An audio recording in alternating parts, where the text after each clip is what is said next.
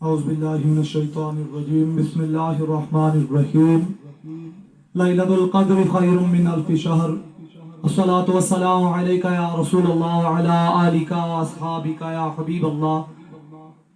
ماہ رمضان مبارک کی پرنور ساعتوں میں علم کی حقیقت چینل یوٹیوب پر حقیقت رمضان پروگرام کے ساتھ قاری محمد ساجد رضوی حاضر خدمت ہے۔ 26 رمضان المبارک کا دن ہے، آنے والی رات 27 رمضان المبارک جمہور کے نزدیک شب قدر ہے۔ تو انشاءاللہ عزیز آج کے پروگرام میں ہم اپنے علماء کرام کے ساتھ شب قدر کی فضیلت کے حوالے سے گفتگو کریں گے۔ ہمارے ساتھ موجود ہیں حضرت علامہ قاری محمد طاہر زمان نقشبندی صاحب، حافظ عبد الوحید صاحب اور ثنا خوان رسول محمد عثمان خان صاحب۔ ماہ رمضان مبارک کا بابرکت مہینہ ہے اور اپنے اختتام کی طرف جاری و ساری ہے۔ آج شب قدر ہے اور شب قدر جس کے بارے میں اللہ رب العزت نے فرمایا خیر من الف شہر، 1000 مہینوں سے زیادہ فضیلت ہے اس کی ایک رات میں عبادت کی۔ تو آج ہم علماء کرام سے پوچھیں گے کہ شب قدر کی یہ فضیلت کس وجہ سے ہے اور شب قدر کیوں عطا کی گئی اور شب قدر ہے کیا۔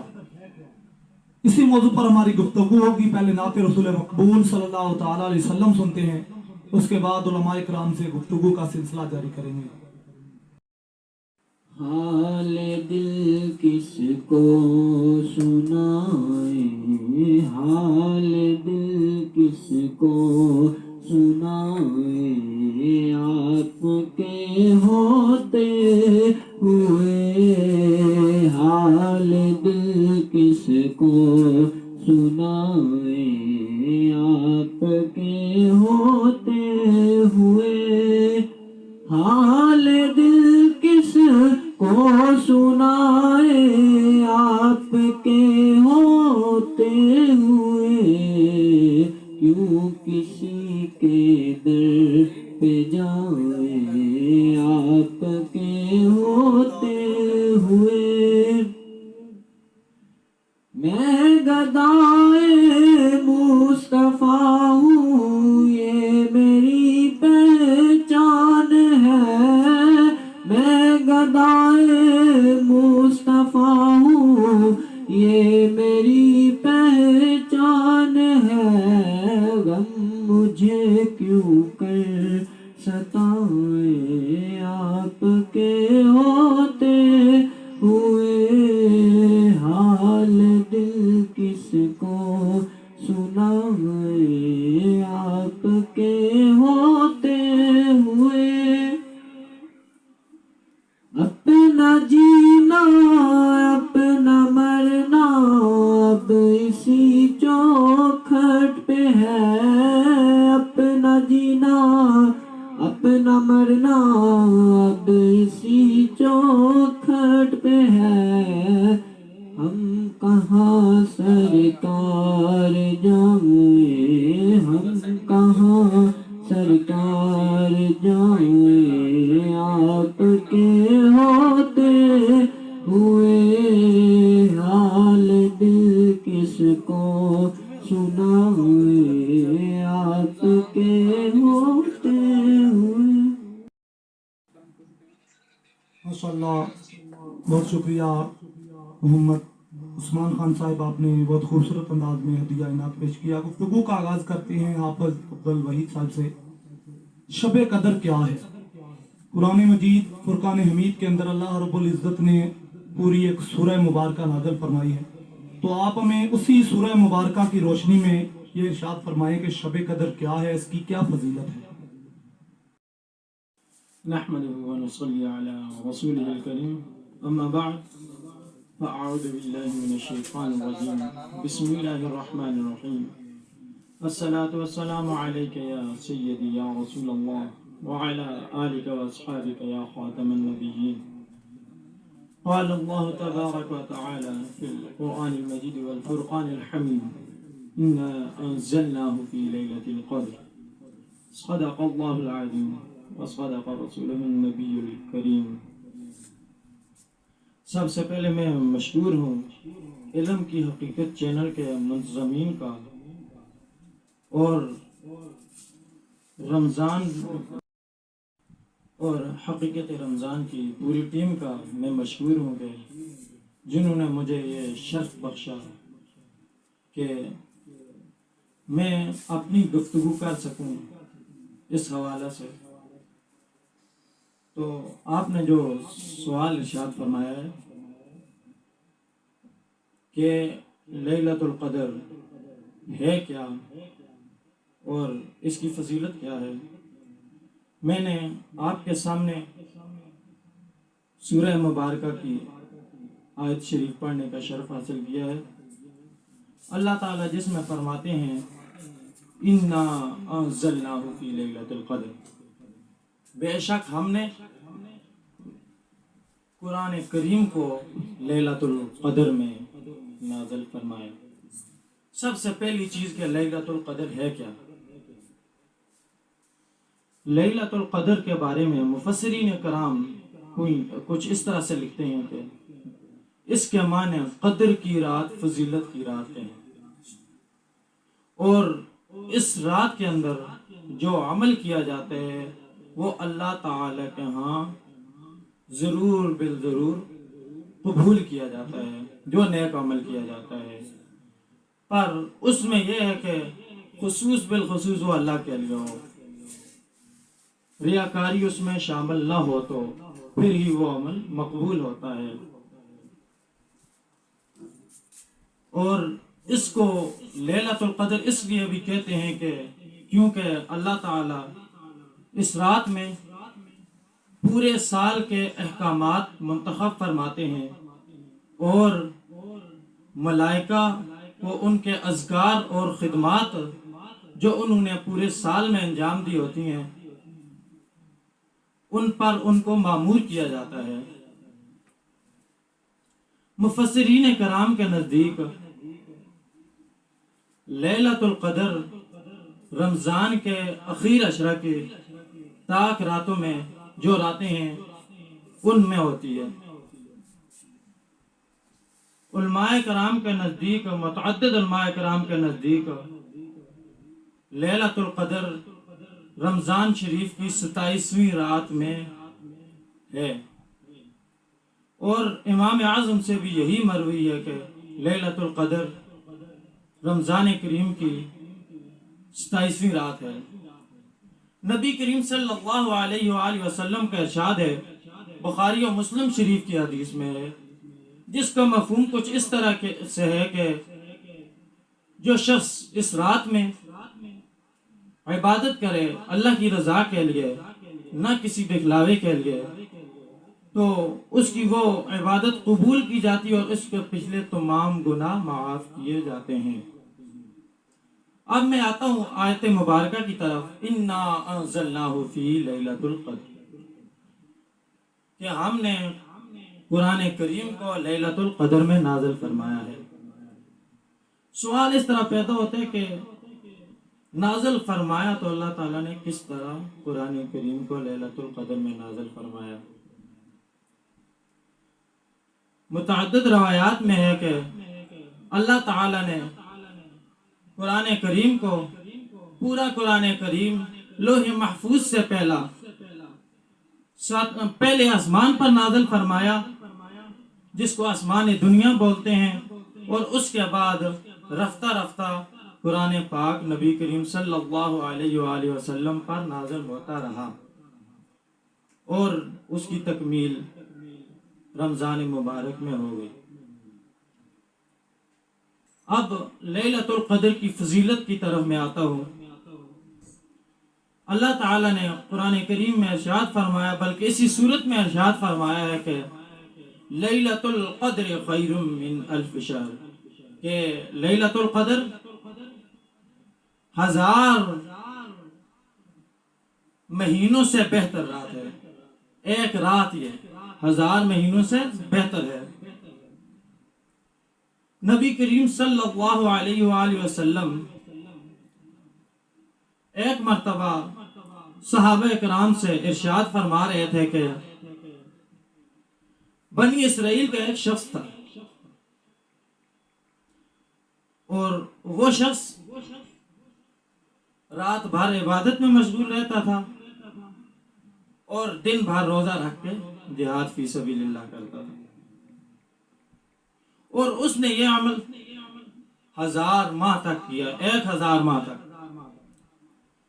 صحابہ کرام کے دل میں یہ خیال پیدا ہوا، ہماری عمریں تو 60 70 80 سال زیادہ سے زیادہ ہوتی ہیں، وہ شخص تھا جو اس نے اتنے اعمال کیے، اس کی اتنی فضیلت ہوئی، تو ہمارا کیا بنے گا؟ تو اللہ تعالی نے اس آیت کریمہ کا نزول فرمایا، لیلۃ القدر خیر من الف شہر، یہ لیلۃ القدر 1000 مہینوں سے بھی بہتر ہے۔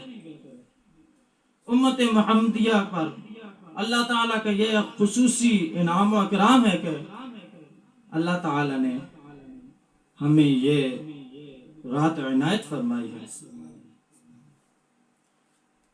اس کے بعد اللہ تعالیٰ نے فرمایا، تنزل الملائکۃ والروح فیہا بإذن ربہم من کل امر سلام ہی حتی مطلع الفجر، کہ اس رات میں ملائکہ نازل ہوتے ہیں، ان کے ساتھ روح الامین یعنی حضرت جبرائیل علیہ السلام بھی نازل ہوتے ہیں، اور یہ پوری کی پوری رات سلامتی والی ہے۔ اب اس رات میں عبادت کرتے ہیں، عبادت اور ریاضت کی جاتی ہے اللہ تعالیٰ کی، دعائیں مانگی جاتی ہیں، قیام اللیل کیا جاتا ہے، نوافل ادا کیے جاتے ہیں۔ تو ان نوافل کے بعد جو دعائیں مانگی جاتی ہیں، تو جہاں جہاں وہ دعائیں مانگی جاتی ہیں، جو جو شخص وہ دعا مانگتا ہے تو ان کے روبرو فرشتے بھی ہو جاتے ہیں، تو وہ ان کی دعا میں شریک ہوتے ہیں اور ان کے لیے وہ دعائیں مغفرت کرتے ہیں، اللہ تعالیٰ سے ان کے لیے مغفرت طلب کرتے ہیں۔ اور دوسری اس رات کی یہ فضیلت ہے کہ اس رات میں کوئی بھی آفات و بلیات نہیں اترتی، بالکل امن و سکون والی یہ رات ہے، اور اس رات میں اللہ تعالیٰ رزق بھی مقرر فرما دیتے ہیں۔ تو یہ رات ہم سے یہ تقاضا کرتی ہے کہ اس رات میں ہم زیادہ سے زیادہ عبادت کریں اور اللہ تعالیٰ کو راضی کرنے کی کوشش کریں۔ دیکھیں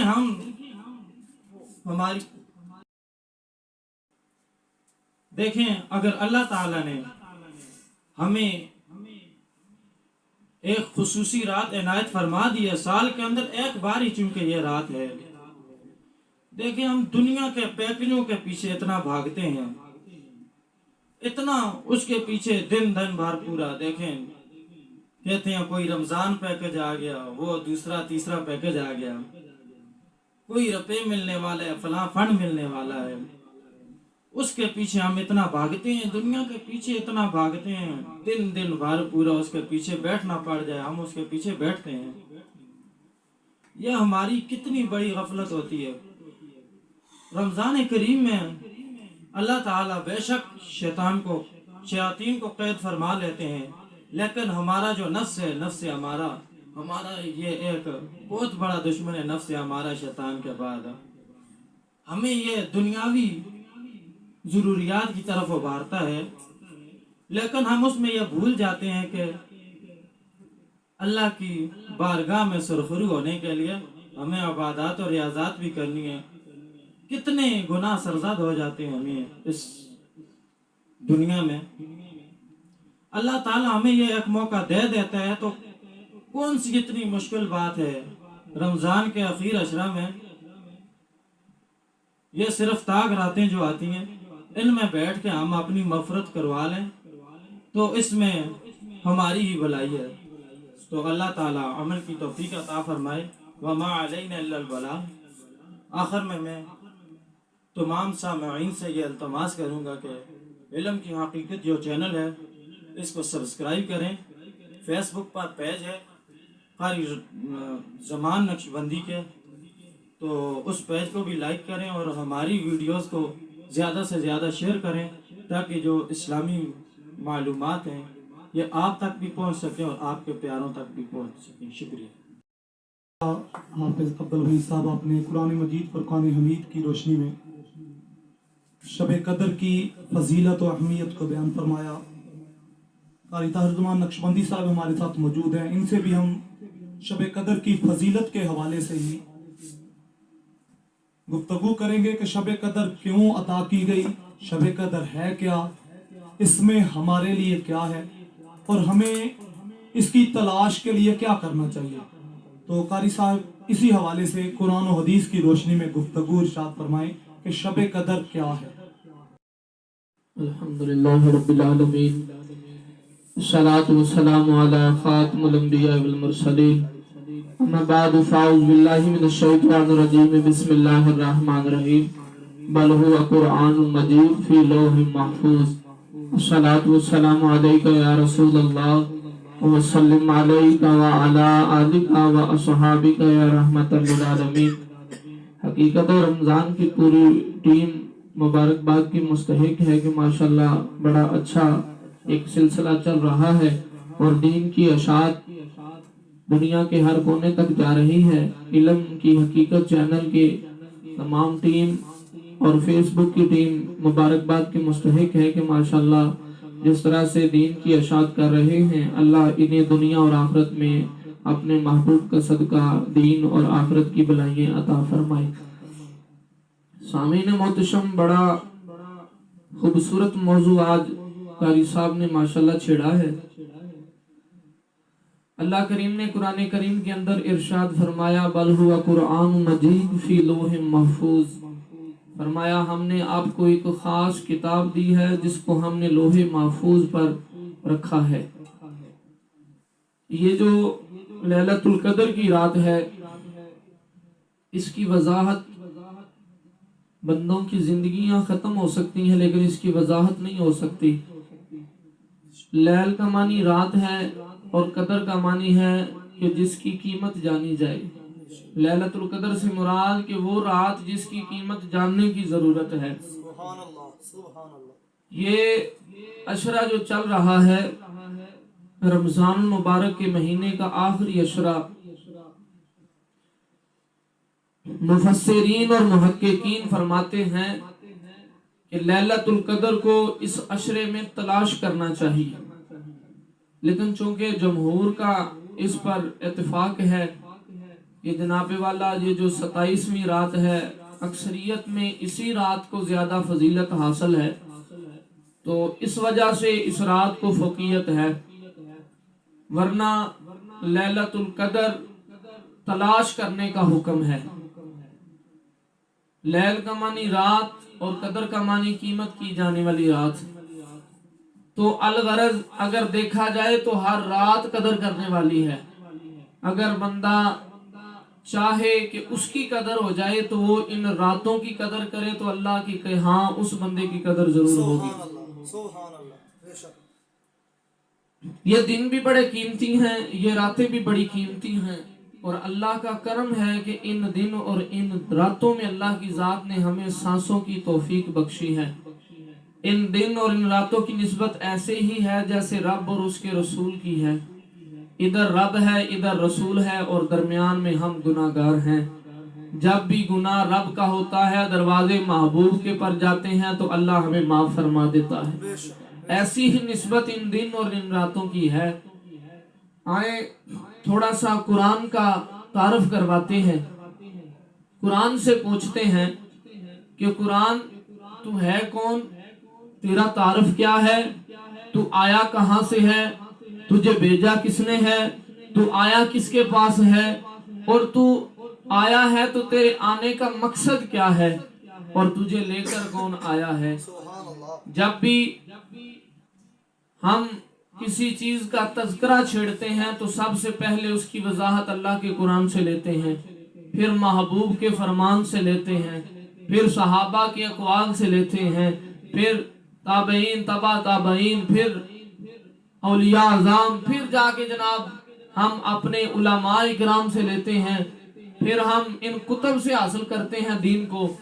تو ابتدا چونکہ قرآن سے ہے تو آئیں قرآن سے ہی پوچھ لیتے ہیں کہ بھائی تیرا نام کیا ہے، تو آواز آئے گی بل ہوا قرآن مجید، میرا نام وہ قرآن ہے جو مکمل حقیقت لے کے آپ کے پاس آیا ہے۔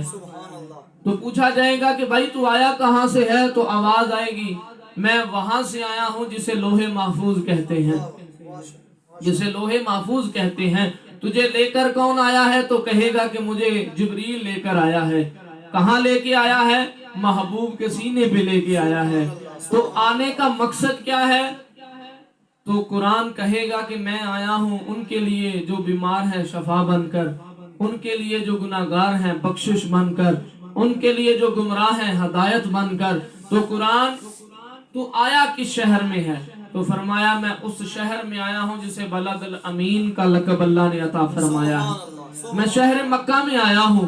میرے آنے کا مقصد انسانیت کی فلاح و بہبود ہے، انسانیت کی ہدایت ہے۔ جو نیک ہیں انہیں ان کا مقام دکھانا ہے، جو گناہگار ہیں انہیں دوزخ کی آگ سے ڈرانا ہے کہ آؤ اس دامن کے ساتھ لگ جاؤ جس دامن کے ساتھ لگنے سے ابو بکر صدیق بن جاتا ہے، جس دامن کے ساتھ لگنے سے عمر فاروق بن جاتا ہے، جس دامن کے ساتھ لگنے سے عثمان غنی بن جاتا ہے، ذو النورین بن جاتا ہے، جس دامن سے لگنے سے علی حیدر کرار بن جاتا ہے، جس دامن کے ساتھ لگنے سے بلال حبشی کعبے کی چھت پر چڑھ جاتے ہیں۔ آئیں اس دین کے ساتھ لگ جائیں جس دین کے ساتھ لگنے سے دنیا بھی بہتر ہو جائے گی اور آخرت بھی بہتر ہو جائے گی۔ تو قرآن کو اس مقدس رات میں نازل کر کے اللہ کی ذات نے بتایا ہے کہ بھائی رات بھی قدر والی ہے، قرآن بھی قدر والا ہے۔ جو اس رات کی قدر کرے گا اسے بھی جناب دنیا اور آخرت کی آسانیاں ملیں گی۔